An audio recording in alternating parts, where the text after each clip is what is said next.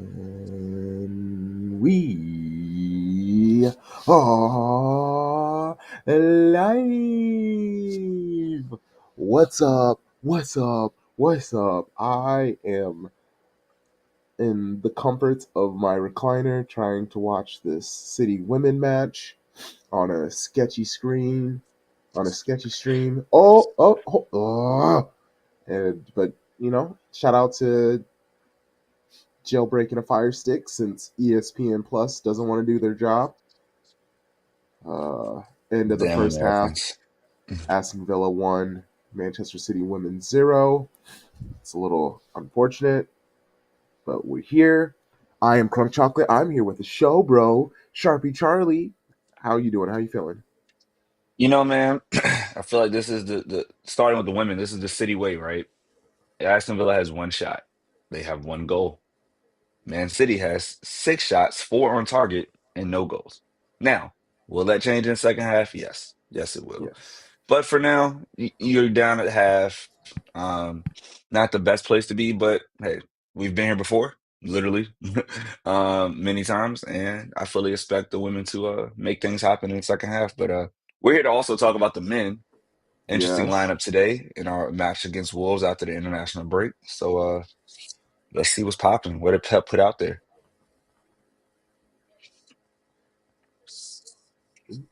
I think I put Show Breeze. Let's go. Sure. Manchester. Today's squad for City men. Ooh, my allergies are about to kick my ass. Ederson, Lewis, Stones, Diaz, Vardiol. Wait, so now the men are going back to this way? So can we switch No, to it's not. women? It's right. Oh, the men. Oh, yeah. I see what you're saying. Yeah, yeah. Oh, Yeah, yeah. it's This is the it's right in way. it's in positional, not a number anymore. Yeah, I love So it. Yeah, yeah. we quitting that again. Add some So equality. Lewis, right? Lewis, Stones, Diaz, Vardiol, Kovacic, Gundo, Bernardo, our Spice Brothers. They're on the wings. Savinho, Doku, and Holland. Uh, I let Alex, Alex Scott's at the Joy. Sorry, I'm easily distracted, obviously, but Alex Scott, good reason to be distracted. Not way worse reasons. What are your thoughts on this lineup, my bro? Right away, my eyes went to John Stones, right? What's up, Tom? What Manuel Akanji has been the first choice right center back all season. And so I know Pep was talking about concerns him coming back from international duty. So that feels like a fitness thing, whereas John Stones was resting. Or no, did John Stones play for England? John Stone's captain for England. Yeah, he captain. Sorry. So maybe he's just in better shape because he's played less matches. So you worry about that lack of pace. Like Jonathan's still an athlete, but Manuel Akanji's more athletic. So I worry about City getting hit on the counter. In the midfield, love the three vets. I'm interested to see who plays more advanced. Is it a combination of Kova and Gundo, or is it Kova and Bernardo? I feel like or is it Cole? Yeah, I think Gundo's gonna be more advanced. That's just more his natural skill set to me. But yeah, that front three is exciting. We love it. It's a nice melanin sandwich with Holland in the middle. So I hope that they get busy. But that bench is a little concerning. But Tom, I let you get your thoughts off. What you think? Honestly, I think because we know we're going to see a low block from Wolves, this is probably the best lineup that we could put out, and that's not going to get frustrated. I think that like in the times that we have played Phil, when we know that we're going to in the creative role, when we know we're going to face a low block against like a league opponent, um, he has not always necessarily fared well. So I think that this is probably the best midfield that we can field for this particular situation. Also knowing that you Champions League starts back up and all that good stuff. So I don't hate it. I think like your point about Akanji is well taken. I'm also wondering if this is more of a situation where Wolves really don't have anybody to threaten us getting in behind. So that's why you're seeing that. Crunk, are you talking? Are you on mute? No. I am on mute. Sorry. Okay. I uh, thought so. I thought you were talking. appreciate it. I've been waiting for Stones to get a start. I feel like he's kind of had to, and what makes him important in this is obviously size and height.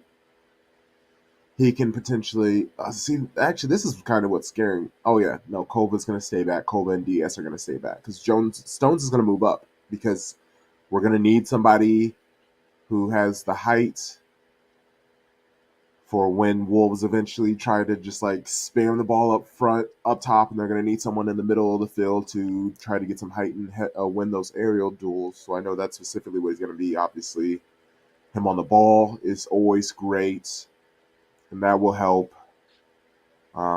It'll give because when you were saying you think Gundo's going to get up, but it kind of worried me about leaving Kovacic behind. But that's where Stones will be. Stones will be kind of like the middle guy who will help Gundo be able to move up while holding on to our defensive salinity.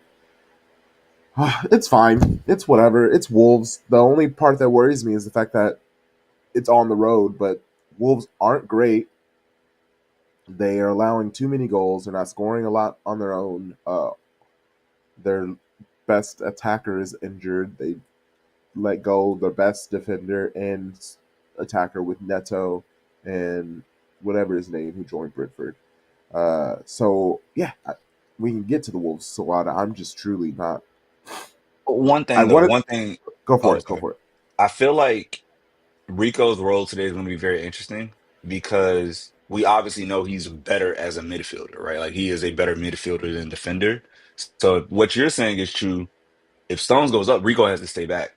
And so that's why I'm thinking Pep is saying, hey, Rico, no, you go, you support Bernardo holding and that or Kova holding, and now like you're able to get that kind of 3-2-4-1 setup.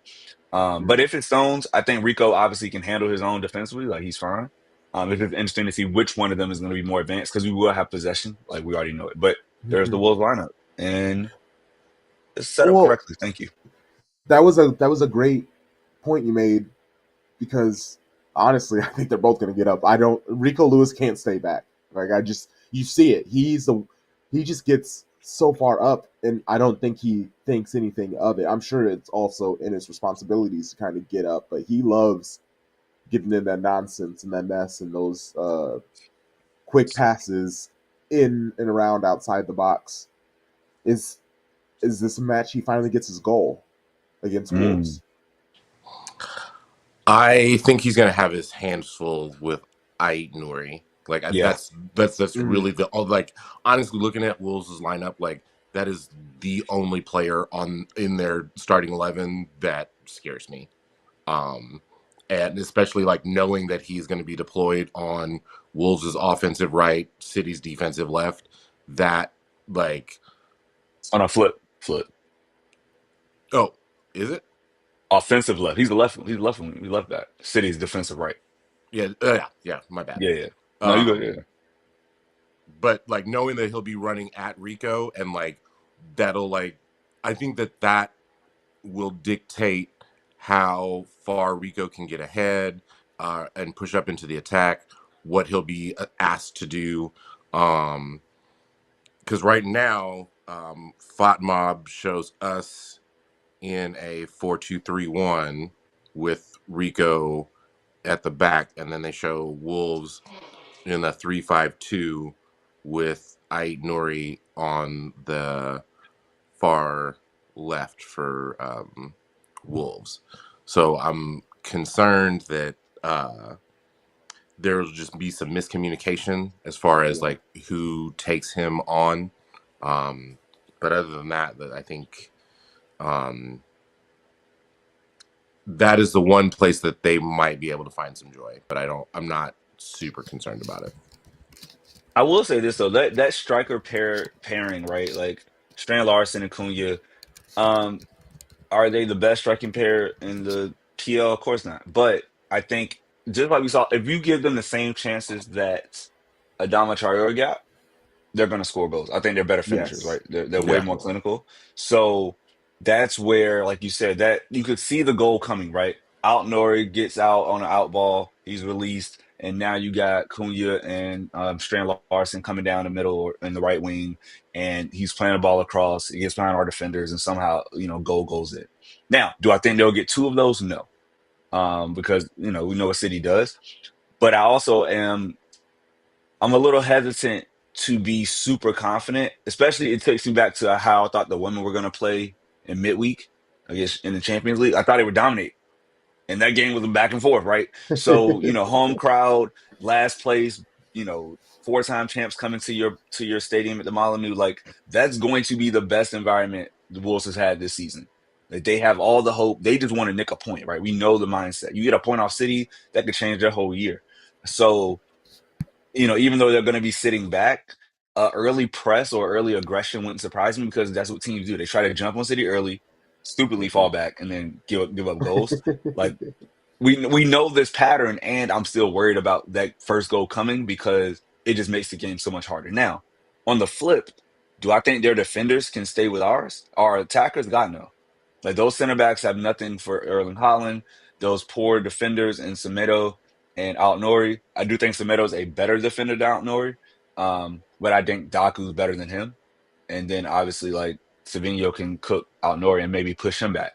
So I think City might attack more on our right to keep Alt Nori back since he's really their best attacker, who just happens to be a defender by nature. So the Pep's chess match is going to be interesting. But I feel like we'll obviously be okay in the end of things. But did we talk about the bench for City yet? Because that bench is interesting. Like I noted that De Bruyne's still not there. Ake's back, and then Walker's out for fitness. So when you think about subs, you're like Foden should come on. Yeah. We should see Nunez. I think he will be really helpful in this match, especially as it opens up in the second half. But defensively, do you just try to keep Akanji on ice until Champions League, or do you bring him in to kind of batten down the hatches last 15, 20 minutes?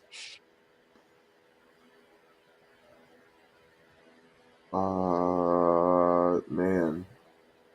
See, I would say that you would bring in Ake to Okay. give You think Vardyal he's some ready? rest.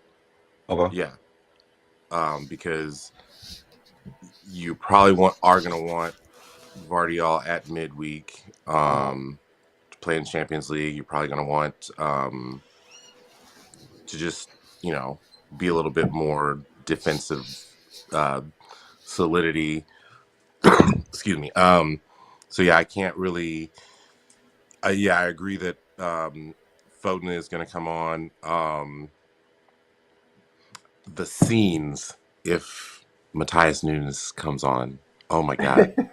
Oh my gosh. all all Call of that man my everything but a child of God. I Everything know but a child of God. all of my Wolves fans friends are that's what they're all saying. It's just like, bro, why isn't Nunes playing? Why isn't he starting? It's just like why he's not starting. Don't play Oh, down. nice. Don't play stupid. Don't play coy with us. We were there last year. Okay. We Exactly understand. how it went last year. Had that. Now, a different year, different player, more settled into the team, right? More comfortable. And we don't need to give you that added bone. We don't need to throw it out there. Pep said, nope, not today. If anything, you might see him for 20, 15 minutes, but not more than that. Nope. Unless there's an injury. Um, yeah, I get your point, Tom. Like, I think the thing with Ake I'm concerned about is that he did his first training session, but is he ready to go game speed? You know what I'm saying? Like, that's the concern. And I feel like Hmm. unless it is Vardiol is done and he's spent, um, I think we would see we would see Bernardo Silva move to left back today before we probably see Ake, in my opinion.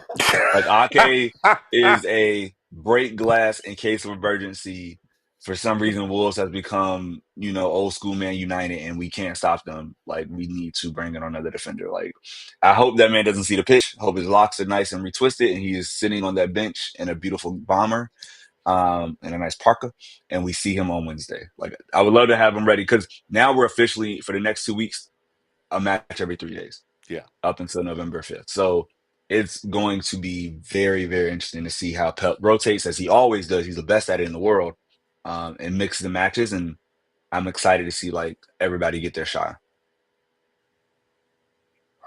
I'm trying to find it because I remember Fabrizio sometime yesterday tweeting about Nathan Ake, and I thought it was like the weirdest thing ever because I know he tweets about everything nowadays, but it was specifically that was it Fabrizio? Maybe it was like Joe Bray or Jack On or somebody like that. But they specifically tweeted that Nathan Ake is 100% ready to go, and I Okay. think there was a and I think that was for a reason. And that's Yeah. the only reason why I was trying to figure out who it Yeah. was and what it was for Hmm. because I was like, that's interesting that one they're tweeting about Nathan Ake, and two they use the phrase that he's 100% ready to go. So like if 100%, that says to me that yeah, because I have worries about him being in shape and healthy as well, but I feel like they know how easily it is for Nathan Ake to have a setback.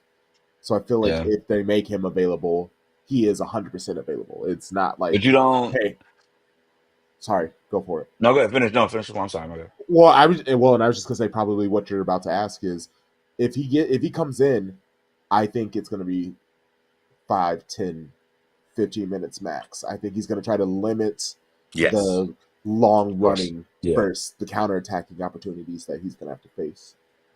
Yeah. Because that And he, seems I to mean, be he one of comes his big in. perks. Yeah, and he comes in as like a true left back. Like if he comes in, he is Yes. defending. He's standing back there beside Ruben Diaz, and we are just waiting for you to come. Midfielders and attackers, you do your jobs and press whatever. Like, yeah, it makes sense. And I remember when Kev was coming back last year, and we were all so concerned, like, hold him off. But it's like eventually players got to play, and if you're sitting on Yeah. that bench, the expectation is, and the Pep saying is like you are ready to go. Like no player is going to sit on the bench if they're not ready. If they weren't ready, they would be in the stands, or just back in Manchester. So yeah, y'all have swung me. Let's go. Okay, come on back, baby. Come on back. Bring that Man, black line back. we need Let's it. go. And I think Pep has made an adjustment in his game because he doesn't even when so you'd have him as our left center back, but when Vardiol would move up, he would kind of move to like the faux left back. But then when we'd ever try to do balls over the top, he would just have Vardiol try to do that running and chasing. So even then, he's not doing too many like long runs where he's having these giant strides. Because I think that's specifically what really because I watch him like a hawk, and it hurts my heart watching him because you can see that he's not doing like full sprints, full strides, and he hasn't been doing that for a while. I would love to see the Nathan Ake back of the man that we love, but I don't know. Now that he's The getting man that was older, the best defender of the treble winning side. yeah, Yeah, and I mean, that was it, yeah, it was a similar thing. It season. was a thing. Yeah. I want to say something because when I think about our attackers, and I know the women are playing, even though you can't see it unless you got a jailbroken fire stick. Shout out to you, Crump. Right. Um, I I feel like what the easy thing to do when we talk about our players and we talk about our wingers is to go calm versus havoc, right? Or chaos versus calm. And in reality, that would be different if they were like bombing up the pitch and like back and forth. But what you know is that they just have more explosion in short spaces. Like Savinho is not a track star, but what he is very Mahrez-esque, where I can get into my spots and I can dribble. Like they're just better dribblers. Yeah, Hmm. So that it looks chaotic or havocy, whatever, but it's like, no, they're just really skillful. And so when you put them in place of Bernardo and Grealish in those positions, who are both excellent at what they just do the jobs differently. Yeah. Like those are midfielders on the wing versus two natural wingers who've been playing it their Wingers. whole life. And that's the difference. And then obviously, like, I mean, yes, it's racially coded. You got the black people, you got the spice. Like, they got more sauce. We know it. They will embarrass you and get there, but what they really have is just more skill. They have way more skill on the ball, quick, short burst explosion. So now the defense is way more nervous than if Jack Grealish or Bernardo Silva have the ball. Like Bernardo will embarrass you. We've seen him do it, and he's still not the same level of attacker as a Savinho. So I just, To that point, go ahead, Tom. quick aside. I know y'all saw that clip of Jeremy Doku like just absolutely rinsing Luca DJ. yeah, yeah. Oh, like DJ got to fight that man, like because like. D- Yeah, Yeah. Yeah, just and playing with him if you too. got to pull up, man, fisticuffs. Like you got to, it's on site now. Like yeah, right, we can never.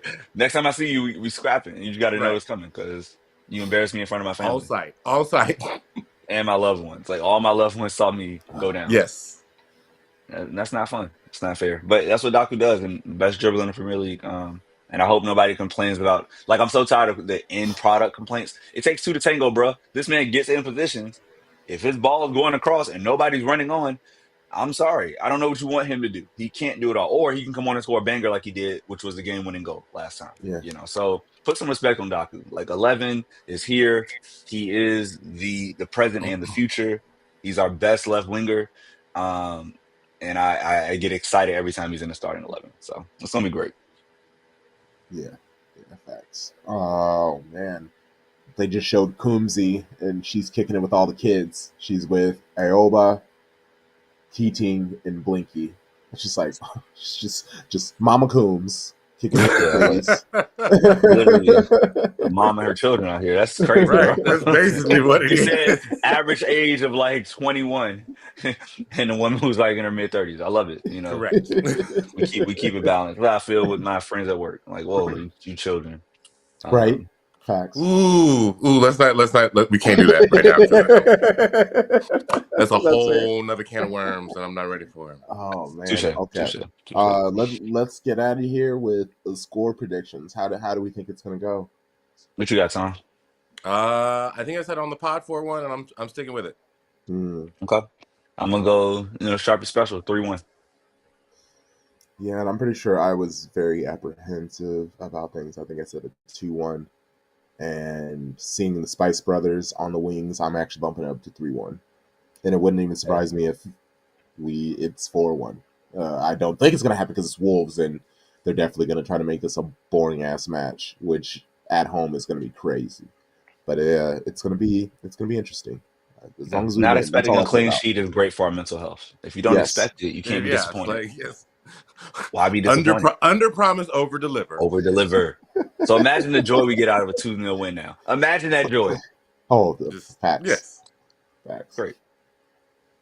All right, everybody. 6 point Sunday. Let's go, ladies. 6 point Sunday. Yeah, we got a lot of work to do. A lot of work to do. They look a lot better. I freaking missed the goal. I looked away when it happened. But they seem a lot better now. They seem in control. Aston Villa is in no rush to press or try to win the ball away from them. So it's going to be very annoying 39 minutes. But come on, City. Come on, baby. Come on, City. We'll see you all tonight when we record it. Well, I guess we'll see you tomorrow when the episode drops.